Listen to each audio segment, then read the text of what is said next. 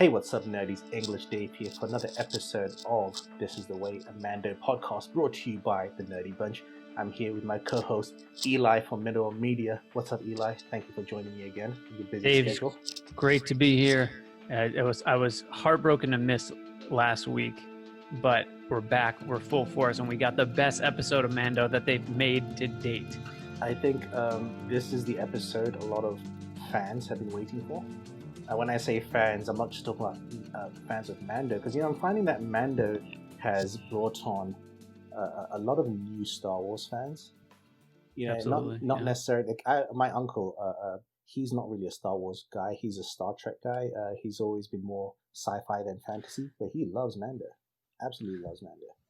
I mean, my fiance loves Mando, has no interest in Star Wars. We're going through Star Wars chronologically from the beginning because I want her to experience the timeline, because the timeline in Mando, I think, is actually rather important in the broad scheme of things. And it's interesting how many people can get brought in. And then once they're brought in, the greater lore has far more appeal. When I watched Clone Wars and Rebels, which you introduced me to, really, I was aware of it, but you were the one that's like, no, this isn't just child. Like, there's actually good writing here, great world building. And, so building on that, you see people expanding and saying, oh, it's a cartoon, but I'm going to watch it because I want to know what happened in the Clone Wars. I want to know what happened, in Rebels. And it's awesome to see people get involved. This episode was titled The Jedi, which it's funny because fans who have watched the animated stuff and know Ahsoka's story are like, she's not a Jedi, god damn it. Literally the first thing I thought of. Literally the first thing I thought of. I was like, but I get it. It's not assuming that the fans of Mando would have watched Rebels and Clone Wars. Though, I agree with you. I think a lot of fans now are going to go back and be like, who is this person? Who is Ahsoka? And let's talk about the episode. Ahsoka was the first time we've seen Ahsoka Tano portrayed in live action, played by Rosario Dawson. What do you think of that translation? Ahsoka being a character that you've loved for such a period of time, finally seeing her realized in live action. What was that like? It was full fan freak out. Like, I was watching the episode and I was like, oh my God, there she is. There she is. This is Ahsoka. And my fiance is looking over me like, I don't know this person. And I was just sitting there nerding out so hard. They did such a good job making it visually seamless. Other than the vocal differences, visually, they nailed it. They absolutely nailed it, from the finest details, especially because she is older, Ahsoka. There was like little indents in the tails, like the detail. I mean, it was just so well done. And I never once for a second was like, this is live action versus animated. It was just like, that's Ahsoka. Boom, nailed it. And I think what's helped is that throughout this series of Mando, because even in the episode a couple of weeks ago when we saw Bo-Katan, they've done a great job aesthetically of making it feel like Clone Wars and Rebels, even though that has a distinctive artistic style and is not trying to be realistic. Somehow they were taking this cartoony style and made it work in live action. And I think having done that already, when you bring in Ahsoka, it just fit perfectly. It didn't feel as much of a try for them. I think you nailed it on the head. I mean, it's the aesthetic is spot on, but it's also the story beats. It's the way these episodes are constructed that they echo the Clone Wars and Rebels so well. I mean, it feels like what Star Wars is in that episodic way that, is not the movie episodes, but the actual episodes on television. And you can tell that Dave Filoni has his hands all over this. And the question I want to know is that, given that the sequels, in my opinion, were so not cohesive in a really linear storytelling structure, and Marvel, on the other hand, another Disney property, has been, because they've had Kevin Feige as a guiding force. Is Dave Filoni going to be that guy? He better be. It just seems like a natural progression, but it's not publicly established that that's the case. No. So I'm hoping, because everything that the more he's involved, the better this looks. Now full credit to Jon Favreau too. I mean, he's put this all together. But like, I truly feel like they have the visual down. Now we need to make sure these story arcs as we go forward. They're tying in well in Mando. We need to see that on the big screen and in a redemptive way, because the sequel, the more I watch Mando, the harder it is for me to accept the sequels. And I feel bad because so many people, shit on the prequels for so long, and I defended them, and now they look like, they're in a better light now. But, maybe down the line, people who grew up with the sequels, like, the sequels are amazing, but I need a reorientation. I hope like Dave Filoni's that guy. Sorry for the rant. Yeah, I feel like I think the nature of Star Wars in terms of the continual evolving storyline, right? It's one of the few series of stories we have in pop culture that's this continuous narrative, right? The good thing about it, and you see teasers of it in this episode, and not this episode, sorry, the previous episode, is that you can retroactively make some of the previous movies better. So like the previous episode gives us hints at the cloning of what we might be thinking of Snoke. So then it's like, okay, well, that whole narrative in Rise of Skywalker that we all hated can possibly be fixed by fleshing it out more, and give us more context. So it felt random in Rise of Skywalker, but then now we're seeing more information that, well, cloning in this capacity has been experimented on for a while. I mean, the whole Star Wars timeline is like this one big job of retconning. But I mean, it really is. I mean, it wasn't basically the movie Solo basically a way to retcon to make the 12 parsecs look like it makes sense? Exactly. And I just rewatched Solo the other day, and it was actually pretty good. Like I was like, this is better than I thought it was, and I hated the fact that they made this movie. So I think you're right. I think that works, but I'd rather going forward as we enter a new phase, as we leave the Skywalker saga, that we have something to bolster the story rather than retcon it with this sort of ancillary material like Mandalorian. Before we go into the episode, fun fact, I did some research afterwards. Dave Filoni suggested in an interview, hinted that the events of AHSOKA being in Mando happens before her final appearance in Rebels. So this isn't after Rebels, this moment. This is before Rebels. So which I think puts in an interesting place. Because I was thinking, in Rebels, spoilers for those who haven't seen Rebels, slight spoilers I should say, she leaves, she leaves with I think Ezra and Sabine, or I think she's with Sabine looking for Ezra. So it's like, here it's like, well, where are the people you left with? What happened to them? Right. And well, it makes sense now because in this context she hasn't met them yet. The two stories happen ish in the same era, time period, in terms of the after the Clone Wars. They both are what, 5 years after exactly. Episode 6. Yeah. So it's interesting to see that she's going to meet the team of the Rebels after this position. Also, another fun fact: actually, her tails in live action are actually slightly shorter than they're portrayed in animation. But there's one simple reason for that, and that's stunts. When they made the original longer tails, the stunt work was just a lot tougher because it'd be flying around everywhere. Animation, you have more control, right? In live action, you can't control it as much. So that's the reason they look shorter. It's just easier for the stunt team. I thought they looked great. I definitely didn't notice them being distinctly shorter. They certainly look long, and when with her return in Rebels, she's older. That makes sense. That species of alien that happens. But I thought they did such a good job. Speaking of the stunt work, I mean, my God, it looked amazing. So good. And this is the first time we've seen a lightsaber in Mandalorian. It was just, it was gorgeous seeing the white light and seeing her whole, her classic, her grip, her hold, her form, her stance. It was awesome. There's the name for that stance. I had it written down here. It's called the Jakai. It's a reverse hilt stance that she uses. So that was pretty cool. I like that they kept that in there. All right, let's go into the episode itself. We mentioned the episode was directed by Dave Filoni, written by Jon Favreau and Dave Filoni himself. I think it's only fitting. Dave Filoni created the character of AHSOKA, so it's only fitting that he directed this episode as well.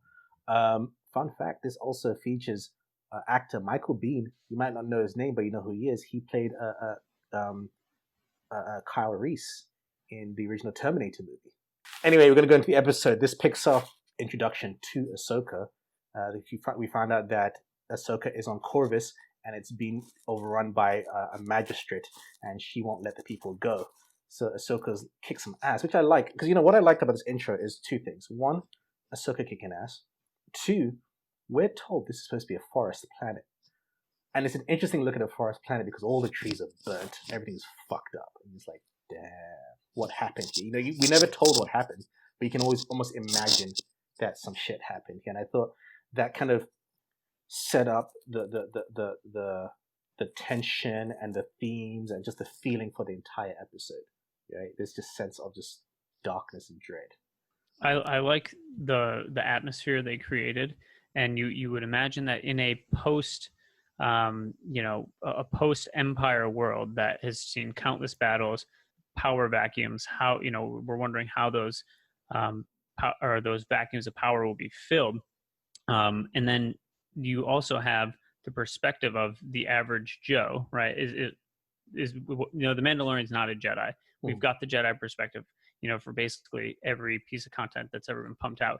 What I love is when we see Ahsoka enter this cool atmosphere, we see how, compared to the average person in the galaxy, how powerful a Jedi trained Force user is. Because she's just utterly unstoppable, relatively speaking. And we kind of forget that. And is she the most powerful Jedi? No, she is probably top 15. Definitely. I would guess. Definitely. She trained under Anakin. She's got to be. But yeah, so that I really like how they presented her as just an absolute force, and to have that dark atmospheric, just her lightsaber, the white of her lightsaber, that contrast really played beautifully and gave me the nerd shivers. And I think that's the thing, right? This episode and her introduction is done so well that even if you don't know about Ahsoka, this person's important, right? You don't have to be told this is a special person. She's in the whole episode actually doesn't tell you any of that, but you just get the sense of she's not just a random Jedi thrown in for this episode. This is an important person, and I should feel something about this person. I think that's another good thing the show continues to do. Whether or not you know the importance, you feel it, right? Yep. Show don't tell. Exactly. Even when we saw what we assume to be Boba Fett, right? Most fans aren't going to know that, except for the hardcore. You're like, oh shit! But even if you don't know, you're aware that person is important.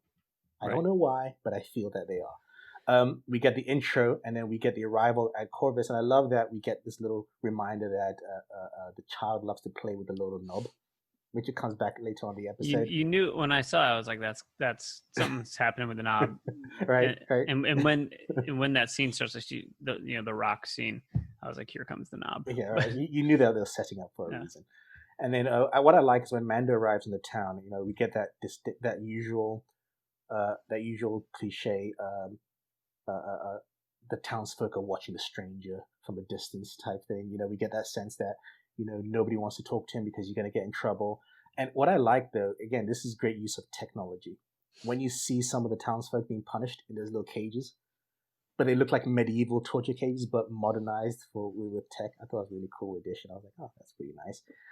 And then Mando's taken and hired by the magistrate and told to find the Jedi, and he's offered a Beskar spear. Again, this last couple of episodes, I think this season as a whole, has constantly reminded us that, Beskar is worth a lot of money. And the very first scene, he walks into a boxing wrestling type match, and people try to boost his Beskar, and it's like, so I'm wondering how that's going to pay off. Side note, you mentioned how the medieval looking cages.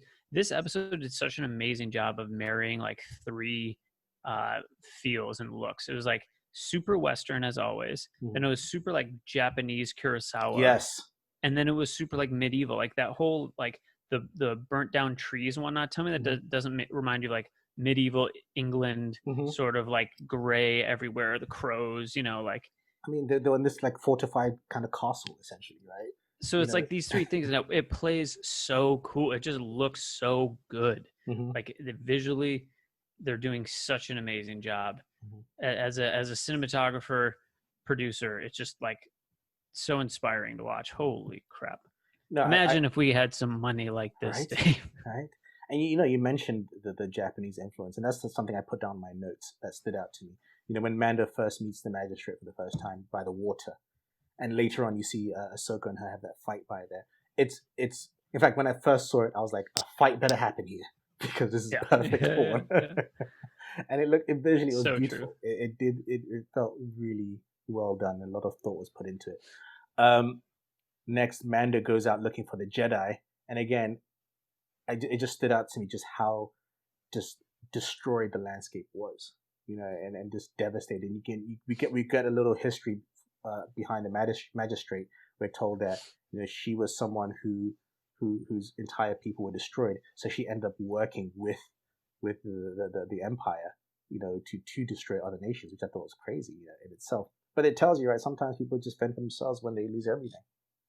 I love when Mando confronts, or when I would say Ahsoka confronts Mando, because as much as Mando is a fighter, you see the fear in him when he stops it. No, no, no, no, no, no. It's like Bo-Katan, Bo-Katan.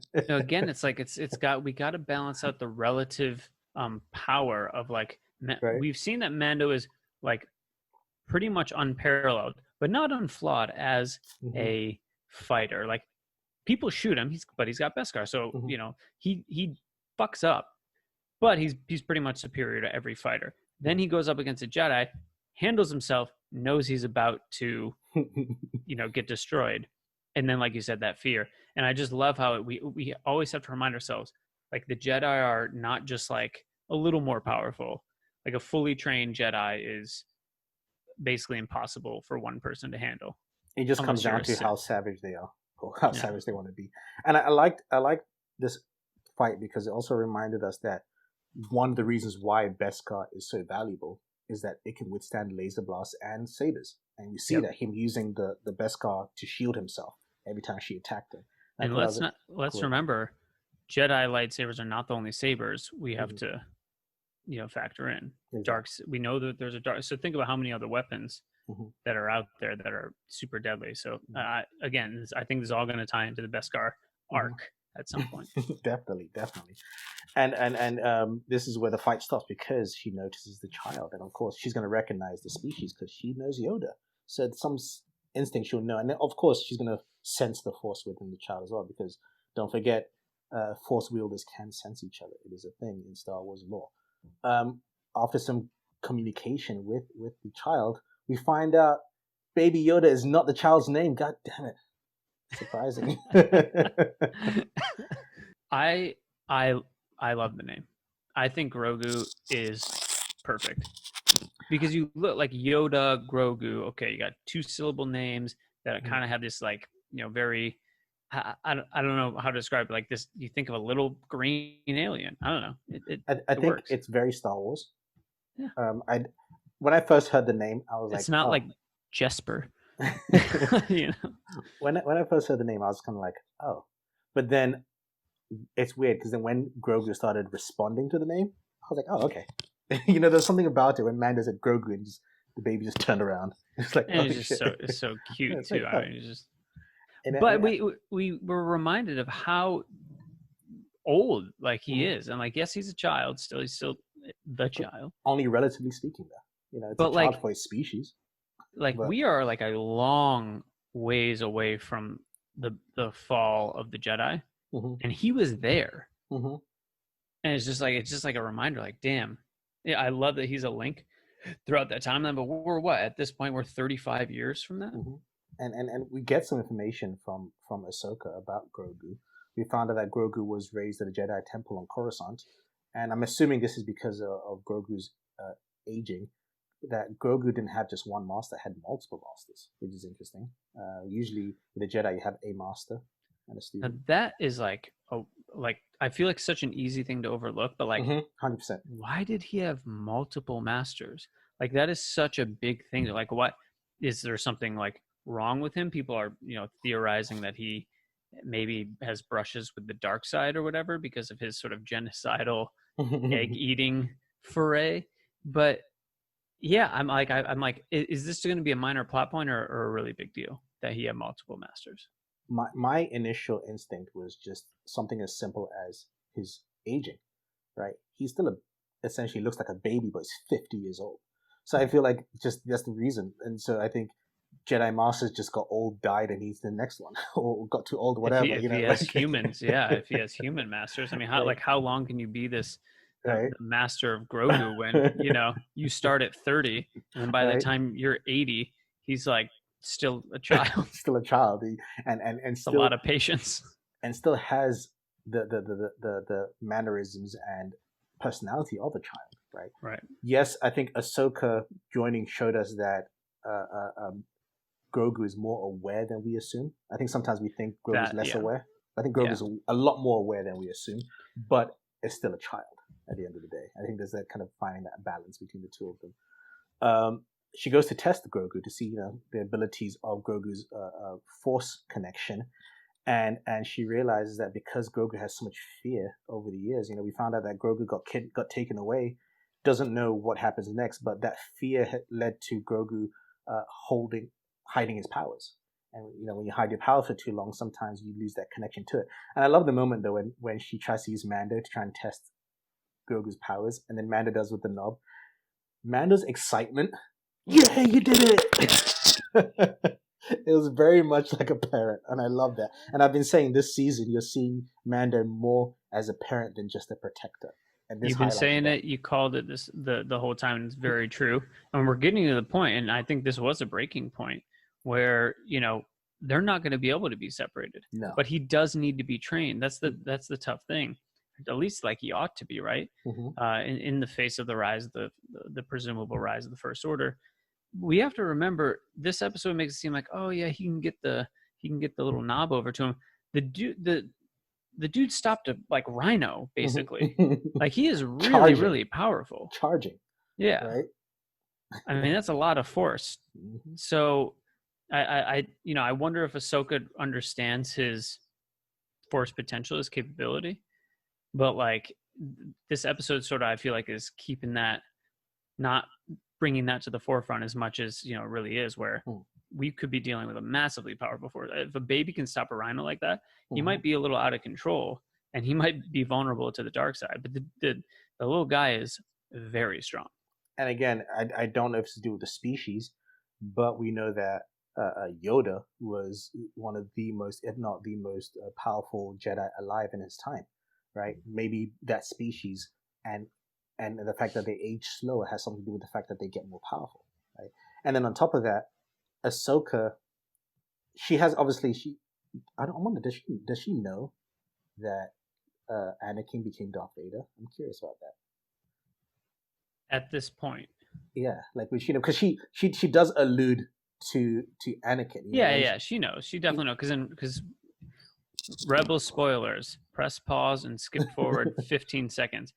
When Ahsoka fights Anakin as Darth Vader, she sees the vision. Didn't she see a vision at some point or something like that? But yeah, so but when is that chronologically compared to this episode? Oh no, that's chronologically that's before this. It's the only thing that happens after is the last sequence, because Rebels jumps forward in time for the last shot of it, and that last shot is after this. So this is in between the two of them. At least that's according to Dave Filoni. He was very cryptic about it. He didn't want to give off exact answers, but he said that last part happens afterwards. In Star Wars, things happen between stuff, so don't worry about it. That's what he said. But timing is so important. Right? We got to make sure this is clear. Let's not fuck this all up because it's unclear of what happens when. Well, my whole point is, she does allude to the fact that one of the reasons why she doesn't want to train Grogu is because of Grogu's emotional connection to Mando. It can be a problem later because, the Jedi way means no personal connections, because we found out what happens when people close to you die. You turn out to be Darth Vader.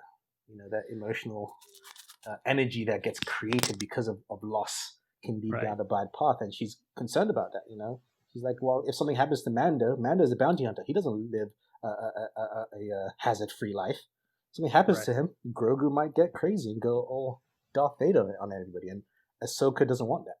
And then obviously on top of that, Ahsoka, again, for those who don't know, she's no longer a Jedi. For someone who left the Jedi Order, do they want to take on a Padawan? Is that something they want to do? Maybe not. Because then again, you're then practicing the same thing. You're just not giving it a label. So maybe that's also part of her apprehension. Because by the end of the episode, she's no longer, oh, this child should be trained. She's like, oh, send him up, go to this location. Maybe someone else will help him. Because she doesn't want to do it. Right. And I think part of the apprehension is because her history with the Jedi Order. I think that's part of it. And I think it makes sense because thematically, one of the big themes, really from the original Star Wars, is the balance of light and dark, and Ahsoka has definitely ventured into that realm. She anecdotally fears that Grogu could turn to the dark side because of his emotional vulnerability. But a lot of the big argument from Anakin's side was the dogma of the Jedi made him need to seek out the dark side in order to protect someone he loves, when if there had been empathy from the Jedi Order and understanding about his feelings, then maybe this would all have turned out far better and he wouldn't have turned to the dark side. Because Mace Windu tapped into the dark side a bit. I mean, so the black and white and the sort of meeting in the middle, that's one of my favorite theme in all of Star Wars. Well, I think that's the thing about Star Wars, right? It never gives you a definitive answer. It wants you to have that continued conversation, right? Of, is the Jedi Order right? Is it wrong? Should you be able to create loving relationships? Should you not have? Which is the right one? Which is not? And I think they do a good job of giving you pros and cons for each. Right? Because you could argue and say, okay, even if the Jedi allowed people to have emotional connections, it doesn't take away from possible pain and loss. Right. You can still have those things. Anakin could have still gone down a path where he felt pain for loss of someone and then wanted to retaliate. These things could still happen. You still have an argument for that. And I think that's what makes that conversation a great one. There is no right or wrong answer, right? And that's why it continues to happen 35 years later or so.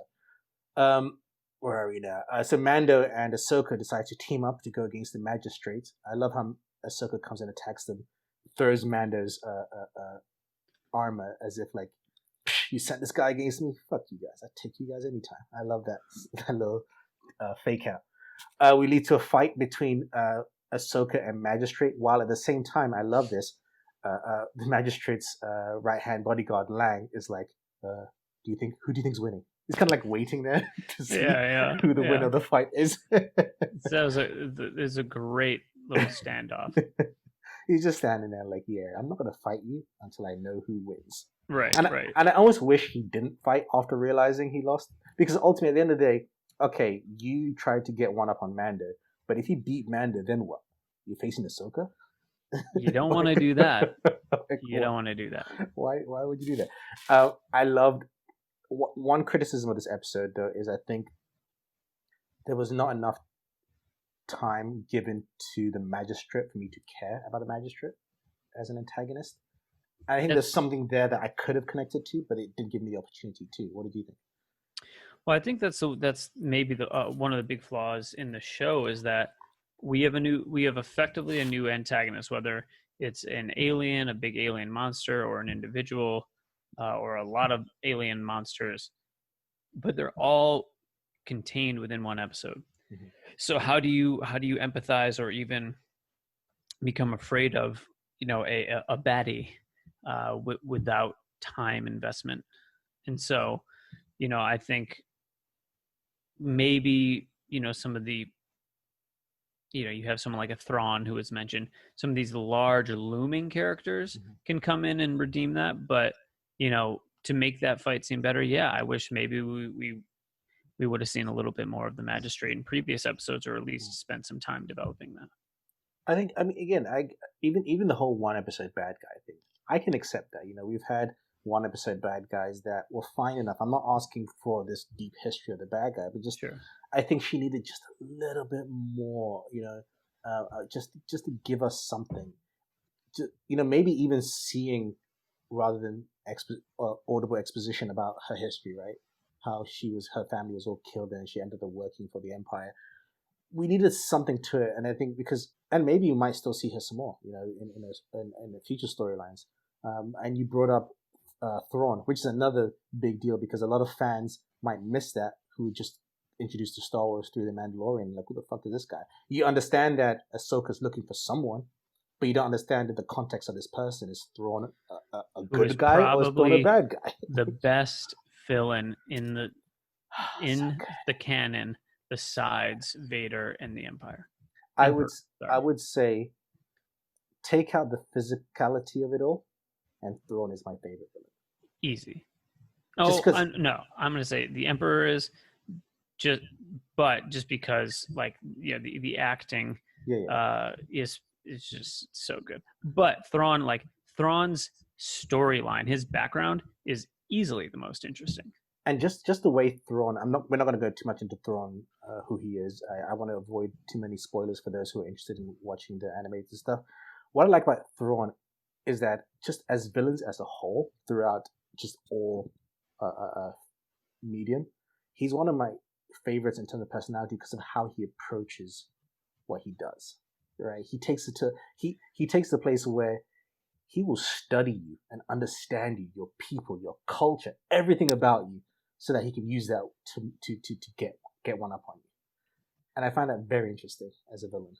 Yeah. Oh, it's scary. Like he's actually scary. Yes. Because we know there are human beings who have done that, like in our history, who are that, and it's not even. It's so emotionless in the way he does it that it's like that it's scary, and that's what makes him a great villain. And I think what makes it scary as well is that he respects cultures because he respects and learns it in order to then manipulate you. He plays on he plays on that, right? And how humans, we have this need to create cultures, to create routines, to create traditions and things like that. He plays on that. Like he'll look into your culture's art in order to find a way to take you down, which I thought was such a genius at that, and I thought it was great. And what I think, and this is based on rumors that I've heard, I think they're setting up a lot for AHSOKA's show. I don't think we're going to hear about Thrawn in this show. I think the last couple of episodes, even with the Night Owls and Bo-Katan, I think the show is doing a lot of setup for future shows as opposed to setup for Mando. Which it should, because I think Mando has a limit. I think Mando has a limit as far as like what his art could be. Now, individually as a character, as a feature character, but I do think Mando should also theoretically be a recurring character in those series as well. Agreed. Because he could be he's already positioning himself to be an extremely important person. I mean, just the way that this is the only thing that drives me a little bit nuts with the fact that the sequels have been made. And I'm not even going to disrespect like JJ or any of them. It's just all these storylines for post episode 6 after Return is setting up for such a cool world, especially if Thrawn is the main bad guy, that like then we have this whole First Order thing, all this shit. We have the bones of like a juicy sequel trilogy that could have all this interplay with Mando, AHSOKA, Ezra. It's like it's all there. And then there's like this tangential story that exists that we see in theaters, that we saw in theaters, and it's like, fuck. So much. It was there.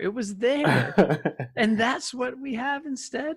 Oh God, I gotta show my son those movies. Well, that's why I think things like Mando and future shows are going to fix that. And so by the time your son is old enough to comprehend these things, it'll be as if the bad things didn't happen the way they did. It will seem like it was all on purpose. Like, yeah, that was by design. We set this all up and it connects. Right. Things like that. They didn't have to go. In fact, I made a joke to someone and said that one day when I have kids, when my kids watch the Marvel movies or some of the Star Wars movies, I'm going to take as much time in between movies as real life. You're going to wait a year between Endgame, between Infinity War and Endgame.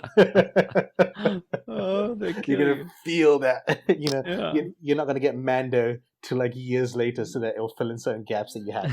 You have to get the gaps that we have. Right. Oof. Good luck. Right.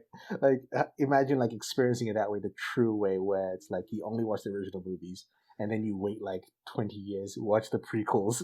Right. That'd be an interesting experiment to do to someone. Yeah, right.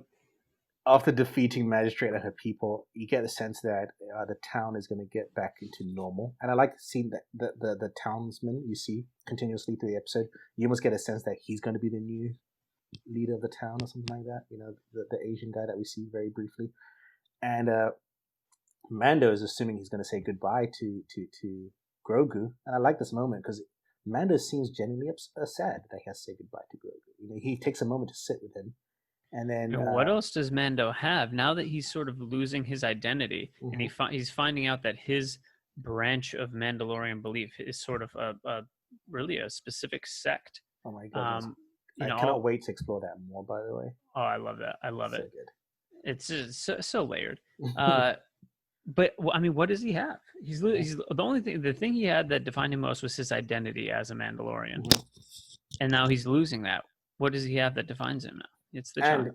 And he's not a born Mandalorian too. He was brought into exactly, which is maybe why he's so allied to that, because he has nothing without that.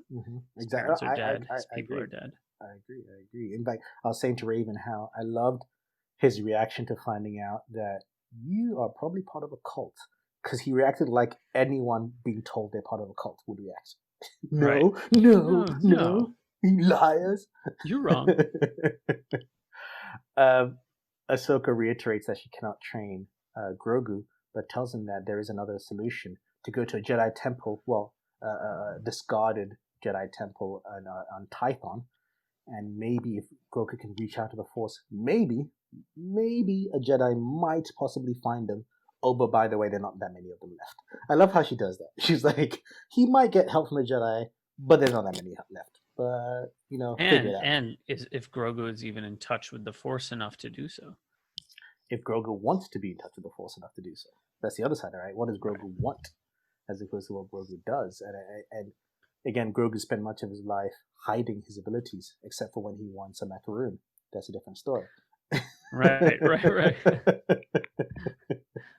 Or he wants to commit genocide on frog ladies' babies. So I guess that wasn't even forced. That was just. But I think the future can go into many, many places. Now that Mando has met the Jedi and gone, like, where do we go from here? I don't know. Because for the most part of the season was finding the Jedi, right? We found the Jedi. Now what? So here's a question for you, Dave. We talk about like where's it going to go as far as these large characters that are villains and antagonists. We have the sequels already established, but are we going to see a general shift to Star Wars, which is now, given these technological advancements Jon Favreau has made with the Unreal Engine and the LED panels that they're using, and it looks almost indistinguishably good compared to the movies, a bit less CGI, but like that's not a bad thing. Are we going to see Star Wars be more TV episodic seasons? And does that actually work better for the universe than even standalone movies? Like, is Mandalorian going to prove to Disney executives, which have big movies on hold, that, damn, maybe this is TV? Because Mando, I don't know the numbers, but I'm guessing the numbers are insane. Oh yeah, Mando. It's propped up Disney Plus. I was gonna say Mando is the reason why many people got Disney Plus. Period. Because of Mando, and I think Star Wars, without realizing, started off by nature of being episodic. Episode 1 or Episode 4, I should say. Episode 5, Episode 6, and so episodic nature kind of lent itself to TV. It just came at a time where people weren't approaching TV as such, and I think as more and more people, TV is different now. Exactly, TV's gone through a different renaissance where you're having these massive projects on TV, big budgets, narratives that aren't necessarily episode of the week narratives. Even though Mando has that episode of week narrative, TV now requires you to remember what happened last week. That wasn't such a case before. You could just jump in on an episode. Doesn't matter if you knew what happened last week, you get it. And I think situational, right? And I think the turnaround, right, is a lot quicker. And I think sometimes you can, because of that quicker turnaround, you can kind of play with what works and what doesn't. You can see what works and what doesn't, and kind of adjust, as opposed to a movie now where you have like a 3-4 year turnaround. If something doesn't stick, you've committed to it already. I think even in the shows, you can experiment with certain things, right? Try out, maybe push something a little darker for Star Wars and see how that works and how people receive that, or go the opposite. So I think not just Star Wars, I think across the board, I think a lot of storytellers are starting to play in TV because you have more freedom, right? You look at 15 years ago, TV was not dead, but like, you're talking about every the rise of the blockbuster, and COVID has expedited it. And I'm just wondering, I'm just wondering out loud, because I think of the disappointment of the sequels. The sequels look far and away the best. I mean, just unbelievable cinematography, especially in The Last Jedi. The sound design, the visuals, everything was amazing. The story was okay. Let's not harp on it. But point being is that you're getting almost equivalent quality, or for the average viewer, basically equivalent quality, in on the small screen, probably at a far lower budget, and creating a world that is so much more rich in texture, that I think that maybe the way to go is to, for the most part, unless you have a great full fill proof idea as far as another trilogy, stick to the small screen. Let all these stories interweave, and you basically have this endless universe of stories that we've talked about before with Star Wars, and Mandalorian is proving that. I think that can be episodic and overarching. Well, I think the future is going to be where the movies are going to supplement the shows as opposed to the other way around, right? Where you you might get like characters introduced in the show, and then that character gets their own movie to flesh out one narrative, right? Where you could see maybe like an AHSOKA movie, shows up, but it requires you have seen the TV shows. I mean, that makes more sense logically speaking. It's easier to supplement 2 hours of backstory on one specific character, because you can do more in 10 hours of screen time. It's just like, it's a simple math. And I think that's what it is. That's one of the major reasons why TV is taking over, is that you can develop stories further. You can take your time. You don't have to cram everything into the first 10 minutes, all the exposition into the first 10 minutes. You don't have to hit plot point 1 by 30 minutes in. And I think it gives opportunity as well for more slower, intimate stories that can kind of stay in one location for a bit. If this was a movie, you would never stay in one location. You have to go to different locations and different places. This one, you can kind of like let narratives breathe, and there's less pressure to come up with some like epic narrative that's going to blow everyone's mind. You can build to that, right? You can have a show where you're building, then the epic narrative is in the film, right? But you have to watch the show in order to kind of add more context to that. And I think that's the future of Star Wars. I think the future of Star Wars is Disney Plus, and with, like you said, COVID has kind of expedited that. I think more focus is going to be on streaming shows now that people can't go to the movie theater, and I think also they're going to take more risks as well. And what I would love is that I would love for them to combine the two worlds. So you take the best, you say you have Mando becomes the greatest piece of television history and builds to this huge climactic final episode. It's a 2-hour episode. You put that in theaters, you got a built-in audience that's worth so much money, and then you can be fully dedicated and have a movie as your finale. I was thinking that. What if you do that? What if you had? That's what I mean. It's like the finale is a movie. Yeah. And it could be a movie brilliant. Where it's like, hit me up, Fox, hit me up, Disney. If you need more dope ideas, I've got them. This is Eli from Mineral Media signing off. Peace. Boom. On that note, I don't know what the future's going to hold. I don't even know what to expect for the next episode, to be honest with you.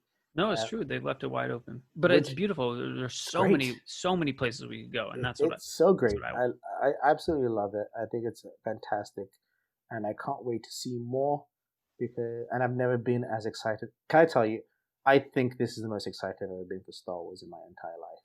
Yeah, no, easy. And it's so I would always have the excitement for the new movies to come out, and we all have had our own disappointments throughout Star Wars, because if you're a Star Wars fan, you live with disappointment, not because Star Wars is disappointing, because you are a disappointment and I am a disappointment. But to look forward to Mando every week, to know that they nailed this visual style, this way of storytelling, to know they're going to be making an Obi-Wan series, they're probably going to be making an Ahsoka Tano series. I mean, it's a revival of Star Wars, and huge credit to Jon Favreau and Dave Filoni, because the sequels could have really sunk them, and they just bounced back in a totally different form. Again, you have to remember, when they went into Mando, they went into it like, we hope some people watch this. There was no pressure, because again, Star Wars wasn't in the best place. Mando's an unknown character. Disney Plus was a new service. In fact, they weren't expecting COVID, so Disney Plus was supposed to be some small thing they were just doing on the side. And then suddenly Mando blew up, and they're like, "Oh shit, people are liking this." Because I think COVID is like the best thing that happened to Disney Plus possible. I think they thought only hardcore fans would watch Mando. They didn't expect regular people. Like, and yet they somehow very brilliantly made this world that was a great entry point for casual watchers, viewers.